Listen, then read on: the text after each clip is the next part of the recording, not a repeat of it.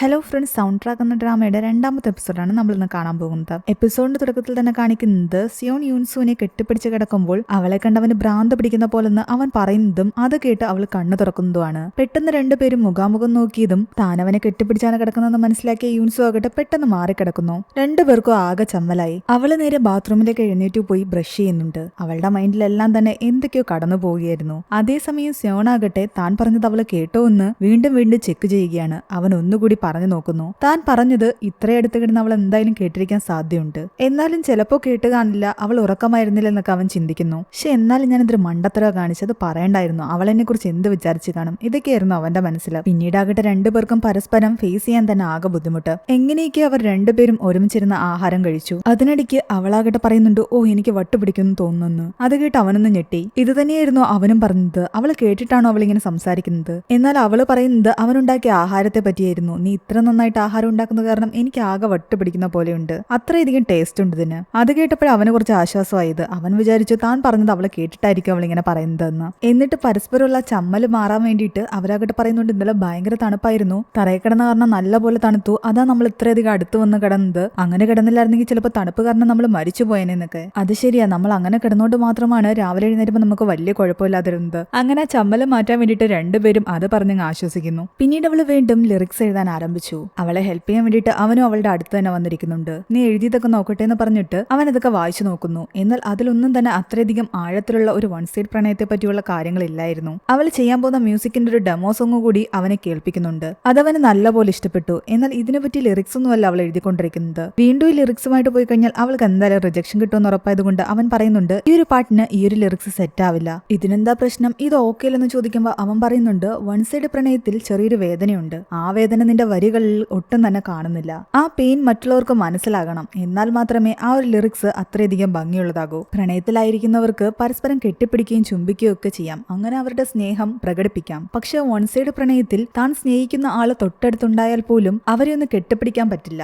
Just അവരെ ഒന്ന് touch ചെയ്യാൻ മാത്രമേ നമുക്ക് പറ്റൂ. ആ ഒരു ചെറിയ ടച്ചിനപ്പുറത്തേക്ക് പോകാൻ പറ്റില്ല. അതിൽ പോലും ചെറിയൊരു പെയിൻ ഉണ്ട്. അവൻ പറയുന്നത് അവൾ മനസ്സിലാക്കാൻ ശ്രമിക്കുകയായിരുന്നു. എന്നിട്ട് തന്റെ കൈയെടുത്ത് അവന്റെ കൈയുടെ അടുത്തേക്ക് കൊണ്ടുവെക്കുന്നു. നീ ഉദ്ദേശിക്കുന്നത് വൺ സൈഡ് പ്രണയത്തിൽ ഇത്ര മാത്രമേ ചെയ്യാൻ പറ്റൂ എന്നതാണോ? അവൾ അങ്ങനെ തന്റെ അടുത്തേക്ക് വരുന്ന കണ്ടിട്ട് അവന് വല്ലാത്തൊരു ഫീലിങ്സ് തോന്നുന്നുണ്ട്. മാത്രമല്ല അവളാകട്ടെ അവന്റെ കയ്യിൽ കയറി പിടിക്കുകയും കൂടി ചെയ്യുന്നു. വൺ സൈഡ് പ്രണയത്തിലുള്ളവർക്ക് വേണമെങ്കിൽ ഇതുപോലൊന്ന് കയ്യിൽ പിടിച്ചുകൂടെ? അതിനെന്തിനാ ഇത്ര പേടിക്കുന്നത്? ഈ വൺ സൈഡ് പ്രണയം എന്ത് സാധനമാണോ എന്തോ. എനിക്ക് ദേഷ്യം വരുന്നു. നമുക്കൊരു കാര്യം ചെയ്യാം, പുറത്തു പോയി ഒന്ന് കറങ്ങിയിട്ട് വരാം. ചിലപ്പോൾ നല്ല ലൈൻസ് ഒക്കെ മനസ്സിൽ വന്നാലോ. അങ്ങനെ തന്റെ തലച്ചോറ് പ്രവർത്തിക്കുമായിരിക്കും എന്നൊക്കെ വിചാരിച്ചിട്ട് സിയോന്റെ കൂടെ യൂൻസു ആകട്ടെ പുറത്തുകൂടി നടക്കുകയായിരുന്നു. വൺ സൈഡ് പ്രണയത്തെ കുറിച്ച് കൂടുതൽ പറയുമ്പോൾ അവൻ പറയുന്നുണ്ട്, ഞാൻ അവൾക്ക് വേണ്ടിയിട്ട് ഒരുപാട് കാര്യങ്ങൾ ചെയ്യാൻ ആഗ്രഹിക്കും, പക്ഷെ അതൊന്നും എനിക്ക് ചെയ്യാൻ പറ്റില്ല. ആ വേദനയാണ് എന്നെ കൂടുതൽ വേദനിപ്പിക്കുന്നത്. അങ്ങനെ എന്താണ് നീ ചെയ്യാൻ ആഗ്രഹിക്കുന്നത് ചോദിക്കുമ്പോൾ എല്ലാ കാര്യങ്ങളും ചെയ്യാൻ ആഗ്രഹിക്കുന്നു എന്നാണ് അവൻ പറയുന്നത്. അവൾ എന്തൊക്കെ ആഗ്രഹിക്കുന്നോ അതെല്ലാം എനിക്ക് അവൾക്ക് ചെയ്തു കൊടുക്കണം. അത് കേട്ട് അവൾ പറയുന്നുണ്ട്, അങ്ങനെയാണെങ്കിൽ എനിക്കും ചില കാര്യങ്ങൾ ചെയ്യണം. നീ എന്താ ചെയ്യാൻ ആഗ്രഹിക്കുന്നത് ചോദിക്കുമ്പോൾ എനിക്ക് ചോക്ലേറ്റ് കഴിക്കണമെന്നാണ് അവൾ പറയുന്നത്. യൂൻസിന് ചോക്ലേറ്റ് ഒരുപാട് ഇഷ്ടമായിരുന്നു. അവർ ചോക്ലേറ്റ് കഴിക്കാൻ പോയപ്പോൾ അവൾ മാത്രമാണ് കഴിക്കുന്നത്, അവൻ കഴിക്കുന്നില്ല. അവൻ അതിന്റെ മധുരം ഒരുപാട് ഇഷ്ടമായിരുന്നില്ല. എന്നാൽ നീ ചെറുപ്പത്തിൽ ഒരുപാട് കഴിക്കുമായിരുന്നല്ലോ എന്ന് അവൾ ചോദിക്കുമ്പോൾ, അത് നീ കഴിക്കുന്നത് കൊണ്ട് നിനക്ക് കമ്പനി തരാൻ വേണ്ടി ഞാൻ കഴിച്ചതാ. അവരങ്ങനെ സംസാരിച്ചുകൊണ്ടിരിക്കുമ്പോൾ രണ്ട് കുട്ടികൾ സൈക്കിൾ ചവിട്ടി പോകുന്നുണ്ടായിരുന്നു. അവൾ ചോദിക്കുന്നുണ്ട്, കുട്ടിക്കാലത്ത് നീ എന്നെ സൈക്കിൾ ചവിട്ടാൻ പഠിപ്പിച്ചത് നിനക്ക് ഓർമ്മയുണ്ടോ എന്ന്. അവന്റെ മനസ്സിൽ നിന്ന് ഒന്നും പോയിട്ടുണ്ടായിരുന്നില്ല. അന്ന് സൈക്കിൾ പഠിക്കാൻ ഞാൻ കുറെ കഷ്ടപ്പെട്ടു, പക്ഷെ ഇപ്പൊ എനിക്ക് സ്കൂട്ടറും കാറും ഒക്കെ നന്നായിട്ട് ഓടിക്കാൻ അറിയാമെന്നാണ് അവൾ അഭിമാനത്തോടെ പറയുന്നത്. അതും പറഞ്ഞിട്ട് നമുക്ക് ഡ്രൈവിങ്ങിന് പോവാന്ന് പറഞ്ഞ് അവളൊരു കാറും എടുത്തുകൊണ്ട് അവനെ ഫ്രണ്ടിലിരുത്തി പോവുകയാണ്. നല്ല സ്ലോയിലായിരുന്നു അവൾ പോയിക്കൊണ്ടിരുന്നത്. ബാക്കിയുള്ള വണ്ടികളെല്ലാം ഓവർടേക്ക് ചെയ്തു പോകുന്നു. അവനതിനകത്തിരുന്ന് ബോറടിക്കുന്നുണ്ടായിരുന്നു. മാത്രമല്ല അവളെ ഫ്രണ്ടിലേക്ക് ശ്രദ്ധിക്കാതെ ഇവന്റെ മുഖത്തോട്ട് നോക്കി സംസാരിക്കുന്ന കാരണം അവന് പേടിയാകുന്നുണ്ടായിരുന്നു. എവിടെയെങ്കിലും പോയി ഇടിക്കുമെന്ന് പേടിച്ചാണ് അവൻ അതിനകത്തിരിക്കുന്നത്. അതിനിടയ്ക്ക് അവൾക്കൊരു കോള് വരുന്നു. ലൗഡ് സ്പീക്കർ ഇട്ടായിരുന്നു അവൾ സംസാരിക്കുന്നത്. അത് നമ്മുടെ കമ്പോസർ കാങ് ആയിരുന്നു. അത്യാവശ്യമായിട്ട് അവളെ അവിടെ വരെ വിളിക്കുന്നുണ്ട്. ഇപ്പൊ വരണമെന്ന് ചോദിക്കുമ്പോൾ ഇപ്പൊ തന്നെ വരാൻ അയാൾ പറഞ്ഞതും എന്നാൽ ഞാൻ ഇപ്പൊ തന്നെ വരാമെന്ന് അവൾ സമ്മതിക്കുകയും ചെയ്യുന്നു. ഇത് കേൾക്കുമ്പോൾ നമ്മുടെ സിയോണിന് നല്ല ദേഷ്യം വരുന്നുണ്ടായിരുന്നു. അവള് കാങ്ങിനോട് കൂടുതൽ അടുക്കുന്നത് അവൻ ഒട്ടും ഇഷ്ടപ്പെടുന്നുണ്ടായിരുന്നില്ല. അങ്ങനെ ഇവർ രണ്ടുപേരും കൂടി കാങ്ങിന്റെ അപ്പാർട്ട്മെന്റിലെത്തിയപ്പോൾ കാങ് ചോദിക്കുന്നുണ്ട് ഇതാരാണെന്ന്. ലിറിക്സ് എഴുതാൻ ഇവൻ എന്നെ ഹെൽപ്പ് ചെയ്യുകയാണെന്ന് യൂൻസു പറയുന്നു. കാങ് ഇവർക്ക് രണ്ടുപേർക്കും കുടിക്കാൻ വേണ്ടിയിട്ട് ജ്യൂസ് എടുത്ത് കൊടുക്കുന്നു. സിയോണിന്റെ അടുത്തൊരു ഗ്രേപ്പ് ജ്യൂസും അവളുടെ അടുത്ത് മാൻഡറിൻ ജ്യൂസുമായിരുന്നു വെച്ചിരിക്കുന്നത്. സിയോണിന് നന്നായിട്ടറിയാം അവൾക്ക് ആ ജ്യൂസ് ഒട്ടും ഇഷ്ടമല്ലാന്ന്. അയാളെ ഹാപ്പിയാക്കാൻ വേണ്ടിയിട്ട് അവൾ പറയുന്നുണ്ട്, ജ്യൂസിന് ഒരുപാട് നന്ദിയുണ്ട്, അന്ന് തന്നപ്പോഴും നല്ല ടേസ്റ്റ് ഉണ്ടായിരുന്നുവെന്ന്. ഇവൾ എന്തിനാണ് ഇങ്ങനെ കള്ളം പറയുന്നതെന്നും അയാളെ ഇംപ്രസ് ചെയ്യുന്നതെന്നും സിയോൺ ചിന്തിക്കുന്നു. അവർ സോങ്സിനെ പറ്റി സംസാരിച്ചു തുടങ്ങിയതും അവനാകട്ടെ അവളുടെ കയ്യിലിരുന്ന ആ ജ്യൂസ് വാങ്ങിയിട്ട് തന്റെ കയ്യിലിരുന്ന ഗ്രേപ്പ് ജ്യൂസ് എടുത്ത് അവൾക്ക് കൊടുക്കുന്നു. കാങ് അവനെ നോക്കുമ്പോൾ അയാൾ പറയുന്നുണ്ട് ഇവൾക്ക് മാൻഡറിൻ ജ്യൂസ് ഇഷ്ടമല്ല എന്ന്. അവൾക്കാകെ വല്ലാതെയായി. ഇവൻ ചുമ്മാ ഓരോന്ന് പറയുന്നത് എനിക്ക് മാൻഡറിനൊക്കെ ഇഷ്ടമാണെന്ന് പറഞ്ഞിട്ട് അവന്റെ കയ്യിൽ നിന്ന് വീണ്ടും ജ്യൂസ് തിരികെ വാങ്ങിക്കുന്നു. പക്ഷെ അവൻ വീണ്ടും പറയുന്നുണ്ട് നീ എന്തിനാ ഇങ്ങനെ കഷ്ടപ്പെട്ട് കുടിക്കുന്നത്? നിനക്ക് വീട്ടിൽ ഒരുപാട് മാൻഡറിൻസ് ഇരിക്കുന്ന കാരണം ദേഷ്യമല്ലേ? അവിടെ കിടന്നതിനെ വരെ നീ എടുത്ത് തറയിലേക്ക് ഇടുന്നത് ഞാൻ കണ്ടതാ. അവൾ അവനോട് പതുക്കെ പറയുന്നുണ്ട് നീ ഒന്നും മിണ്ടാതിരിക്കുവോ, അയാൾ എന്നെ കുറിച്ച് എന്ത് വിചാരിക്കുമെന്ന്. കാങ്ങൻ അപ്പോൾ മനസ്സിലായി ഇവൾക്കത് ഇഷ്ടമല്ലാഞ്ഞിട്ടും താൻ കൊടുത്തത് കാരണം നിർബന്ധപൂർവ്വം കുടിക്കുകയായിരുന്നു എന്ന്. പിന്നെ അവർ ലിറിക്സിനെ പറ്റി സംസാരിക്കാൻ തുടങ്ങി. സോണിന് നല്ല ബോറടിക്കുന്നുണ്ടായിരുന്നു. അവനാകട്ടെ ഇടയ്ക്കിടയ്ക്ക് അയാളുടെ മുഖത്തേക്ക് തന്നെ നോക്കിയാണ്. അയാൾ അവനോട് ചോദിക്കുന്നുണ്ട് എന്റെ മുഖത്ത് എന്തെങ്കിലും ഉണ്ടോ, നീ എന്തിനാ എന്റെ മുഖത്തേക്ക് ഇങ്ങനെ നോക്കുന്നതെന്ന്.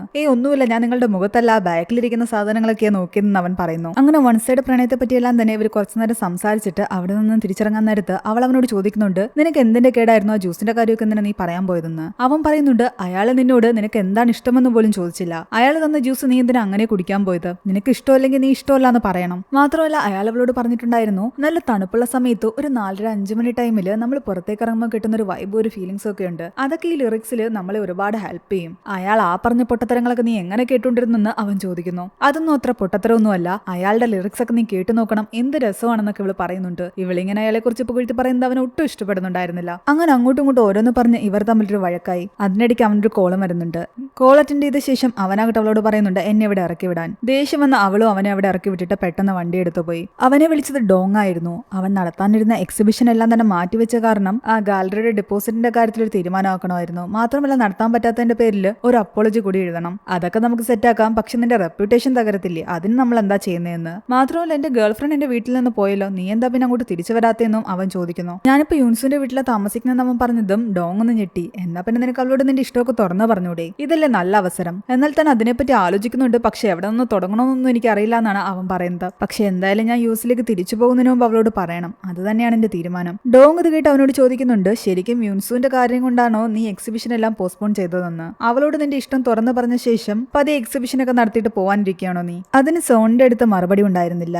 അതോടെ ഡോങ്ങിന് മനസ്സിലായി യൂൻസു ആണ് അവന്റെ പ്രശ്നമെന്ന്. എക്സിബിഷനൊക്കെ നടത്തിയിട്ട് പെട്ടെന്ന് ഇവിടെ നിന്ന് പോയി കഴിഞ്ഞാൽ അവളുമായിട്ട് അധികം അവന് സംസാരിക്കാനോ തന്റെ ഇഷ്ടം തുറന്നു പറയാനോ പറ്റില്ല. അതുകൊണ്ടായിരിക്കും അവൻ ഈ എക്സിബിഷൻ ഇങ്ങനെ പോസ്റ്റ്പോൺ ചെയ്യുന്നത്. പക്ഷെ ഡോങ്ങിന് അതിൽ സന്തോഷമായിരുന്നു. കാരണം അവന്റെ മനസ്സിൽ ഇവൻ പെട്ടെന്ന് ജോലിയെല്ലാം നിർത്തും എന്നുള്ള പേടിയായിരുന്നു. നീ യൂൻസുവിനോടുള്ള ഇഷ്ടം തുറന്നു പറയാൻ വേണ്ടിയിട്ടാ ഇതിങ്ങനെ നീട്ടിക്കൊണ്ട് പോകുന്നെങ്കിൽ എനിക്കൊരു കുഴപ്പമില്ല, പക്ഷെ നീ വർക്ക് നിർത്താതിരുന്നാ മതി, അത് മാത്രം എന്റെ ആഗ്രഹം. അന്ന് വൈകുന്നേരം വീട്ടിൽ തിരിച്ചെത്തിയ യൂൻസു ആകട്ടെ അവനോട് സോറി പറഞ്ഞ് അവനൊരു ബൊക്കെ കൊടുക്കുന്നു. എന്റെ ദേഷ്യമൊക്കെ മാറിയെന്ന് പറയുന്നു. അവനും അവളോട് ഒരു ദേഷ്യം ഉണ്ടായിരുന്നില്ല. മാത്രമല്ല അവന്റെ ഏപ്രണും കൂടി അവൾ ഗിഫ്റ്റ് ചെയ്യുന്നുണ്ട്. നീ എന്തായാലും നന്നായിട്ട് കുക്ക് ചെയ്യുന്നില്ലേ, ഇനിയിപ്പോ എല്ലാ ദിവസവും എനിക്ക് വേണ്ടി കുക്ക് ചെയ്ത് തന്നു, അതുകൊണ്ട് നിനക്കത് ആവശ്യം വരും. അതിനുശേഷം അവർ രണ്ടുപേരും ഫുഡ് ഉണ്ടാക്കാൻ വേണ്ടിയിട്ടുള്ള സാധനങ്ങൾ വാങ്ങാൻ വേണ്ടി പോയി. കൂട്ടത്തിൽ അവനാകട്ടെ ഒരുപാട് ചോക്ലേറ്റ്സും വാങ്ങുന്നുണ്ട്. ഇതൊക്കെ എന്തിനാ നീ വാങ്ങിയെന്ന് ചോദിക്കുമ്പോൾ നിനക്ക് ചോക്ലേറ്റ്സ് ഇഷ്ടമല്ലേ, അതുകൊണ്ടാണ് ഞാൻ വാങ്ങിയെന്ന് പറയുന്നു. തന്റെ ഇഷ്ടങ്ങൾ കണ്ടറിഞ്ഞ് അവൻ വാങ്ങുന്നതൊക്കെ കണ്ടിട്ട് അവൾക്ക് ഒരുപാട് സന്തോഷം തോന്നുന്നുണ്ട്. അങ്ങനെ ഒരുപാട് സാധനങ്ങൾ ഇവർ വാങ്ങിച്ചുകൊണ്ട് നേരെ വീട്ടിലേക്ക് വരികയാണ്. അവർ വീട്ടിലെത്താൻ നേരത്ത് അവിടെ ഒരു കൂടെ നിറയെ വീണ്ടും മാൻഡറിൻസ് ഇരിക്കുന്നു.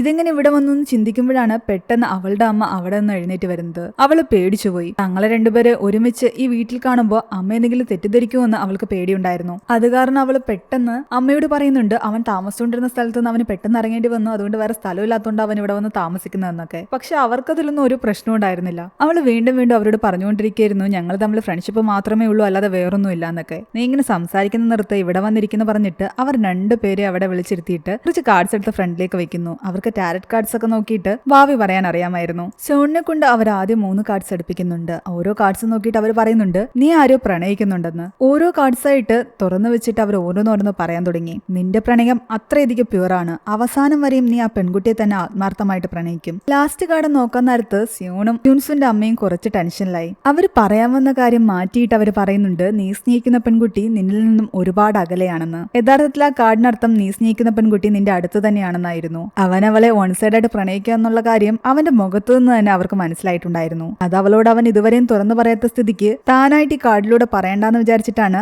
അവളുടെ അമ്മ അത് മാറ്റി പറയുന്നത്. അവരെ പെട്ടെന്ന് ഞാൻ പോവുകയാണെന്ന് പറഞ്ഞിട്ട് അവിടെ നിന്നും ഭയ പറഞ്ഞിറങ്ങുന്നുണ്ട്. വീണ്ടും ഒരുപാട് മാൻഡറിൻ കൊണ്ടുവന്നതിന് അവളാകട്ടെ അവരോട് വഴക്കിടുന്നു. മര്യാദയ്ക്ക് അതെല്ലാം കഴിക്കുമെന്ന് പറഞ്ഞിട്ടാണ് അവർ അവിടെ നിന്നും ഇറങ്ങുന്നത്. യാത്ര പറയാൻ സോൺ അവരുടെ അടുത്തേക്ക് ചെല്ലുമ്പോൾ അവരാകട്ടെ ആ കാർഡ് അവന്റെ കയ്യിൽ കൊടുത്തിട്ട് പറയുന്നുണ്ട് ഈ കാർഡ് നിനക്ക് ലക്കി ചാമാണെന്ന്. ഹാപ്പി ആയിട്ടിരിക്കുന്നു പറഞ്ഞിട്ടാണ് അവിടെ നിന്നും പോകുന്നത്. പിന്നീട് സ്യോണും യൂൺസും ചേർന്നിരുന്ന ആഹാരം കഴിക്കാൻ നേരത്ത് അവളാകട്ടെ എന്തിനാ അമ്മ ഇത്ര മാൻഡറിൻ കൊണ്ടുവരുന്നതെന്നൊക്കെ പറയുന്നുണ്ട്. ഇതെല്ലാം കഴിച്ചു കഴിച്ച് എന്റെ നഖമെല്ലാം തന്നെ മഞ്ഞയാകാൻ തുടങ്ങിയിരിക്കുന്നു. നിന്റെ നഖം നോക്കട്ടെ എന്ന് പറഞ്ഞിട്ട് അവന്റെ കൈ പിടിച്ച് അവളെ നോക്കുന്നു. നിന്റെ നഖത്തിന് അത്ര കുഴപ്പമില്ല, അതുകൊണ്ട് നീ ഒരുപാട് കഴിച്ചു. അവളിങ്ങനെ അവനെ ടച്ച് ചെയ്യുമ്പോഴെല്ലാം തന്നെ അവന്റെ ഉള്ളിൽ ഓരോ ഫീലിങ്സ് കടന്നു വരികയായിരുന്നു. അവൾ പിന്നെ അവനോട് ചോദിക്കുന്നുണ്ട് ചോദിക്കുന്നുണ്ട്, എന്നാലും ആ കാങ്ങിന്റെ അടുത്ത് വെച്ച് നിനക്ക് എന്തിനെത്ര ദേഷ്യം വന്നതെന്ന്. എനിക്കങ്ങനെ ദേഷ്യമൊന്നും വന്നതല്ല, നീ അങ്ങനെ ഇഷ്ടമില്ലാത്ത മാൻഡറിൻ ജ്യൂസ് കുടിക്കുന്ന കണ്ടപ്പോൾ എനിക്ക് കുറച്ച് സങ്കടം തോന്നി, അതുകൊണ്ടാണ് ഞാൻ ജസ്റ്റ് ഒന്ന് വഴക്കിട്ടത്, അല്ലാണ്ട് നീ വിചാരിക്കുന്ന പോലെ എനിക്ക് ദേഷ്യമൊന്നുമില്ല. പിന്നീട് ആ ലിറിക്സിനെ പറ്റിയൊക്കെ സംസാരിക്കുമ്പോൾ അവൻ നല്ല കുറച്ച് ലൈൻസ് ഒക്കെ പറയുന്നുണ്ട്. അതൊക്കെ കേട്ട് അവൾ അന്തം വിട്ടിരിക്കുകയായിരുന്നു. തന്നെ കൊണ്ട് പോലും ഇത്ര നന്നായിട്ട് പറയാൻ പറ്റില്ല. ആ കാങ് പറഞ്ഞ പോലെ രാവിലെ എഴുന്നേറ്റൊന്ന് നടക്കാൻ ഇറങ്ങിയാലോ, ചിലപ്പോൾ കുറച്ച് ബുദ്ധിയൊക്കെ ഉദിക്കും, നല്ല ലൈൻസ് ഒക്കെ വരുമായിരിക്കും.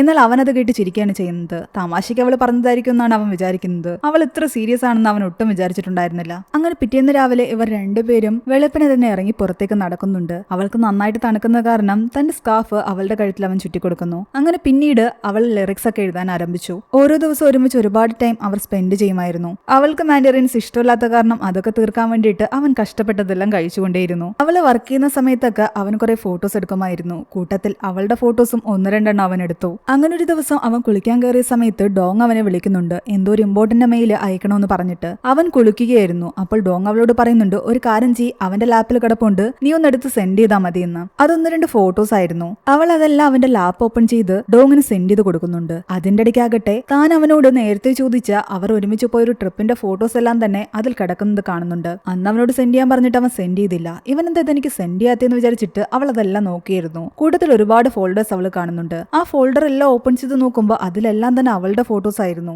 അവൾ പോലും അറിഞ്ഞിട്ടുണ്ടായിരുന്നില്ല അത്രയും ഫോട്ടോസ് അവന്റെ കയ്യിലുണ്ടെന്ന്. താൻ പോലും അറിയാതെ തന്റെ ഇത്രയധികം ഫോട്ടോസ് അവൻ എന്തിനാ സൂക്ഷിക്കുന്നതെന്ന് അവളുടെ മനസ്സിൽ തോന്നുന്നു. അതൊക്കെ എപ്പോ എടുത്തതാണെന്ന് പോലും അവൾക്ക് ഓർമ്മയുണ്ടായിരുന്നില്ല. അവൾ അറിയാതെയും അവൻ ഒരുപാട് ഫോട്ടോസ് എടുത്തിട്ടുണ്ടായിരുന്നു. അവളുടെ മനസ്സിൽ പല ഡൗട്ടുകളും തോന്നി തുടങ്ങി. ആ ടൈമിൽ കുളി കഴിഞ്ഞിട്ട് സോൺ അവിടേക്ക് വരുന്നു. അവർ പരസ്പരം മുഖാമുഖം നോക്കി നിൽക്കുകയായിരുന്നു. തന്റെ ലാപ്പിന്റെ മുന്നിൽ അവൾ ഇരിക്കുന്ന കണ്ടിട്ട് അവനൊന്ന് പേടിക്കുന്നുണ്ട്. സീൻ അവിടെ കട്ടായിട്ട് ഒരു ചെറിയ ഫ്ലാഷ് ബാക്ക് സീൻ കാണിക്കുകയാണ്. ഇവർ രണ്ടുപേരും രാത്രി കെട്ടിപ്പിടിച്ച് കിടന്നുറങ്ങിയ ശേഷം അവളെ കണ്ടിട്ട് തനിക്ക് ഭ്രാന്ത് പിടിക്കുന്നുവെന്ന് അവൻ പറഞ്ഞില്ലായിരുന്നു. ശരിക്കും അത് അവൾ കേട്ടിട്ടുണ്ടായിരുന്നു. അന്ന് ബാത്റൂമിലേക്ക് ചെന്നിട്ട് അവളുടെ മനസ്സിൽ അത് തന്നെയായിരുന്നു കടന്നുപോയിക്കൊണ്ടിരുന്നത്. അവൻ എന്തിനായിരിക്കും അങ്ങനെ പറഞ്ഞതെന്ന്. അവിടെയാണ് രണ്ടാമത്തെ എപ്പിസോഡ് അവസാനിക്കുന്നത്. അടുത്ത എപ്പിസോഡുമായിട്ട് നമുക്ക് ഉടനെ തന്നെ തിരിച്ചു വരാം. ഈ ഒരു സ്റ്റോറി ഇഷ്ടപ്പെട്ടെങ്കിൽ എന്തായാലും ലൈക്ക് ചെയ്യാനും നമ്മുടെ ചാനൽ സബ്സ്ക്രൈബ് ചെയ്യാനും മറക്കണ്ട.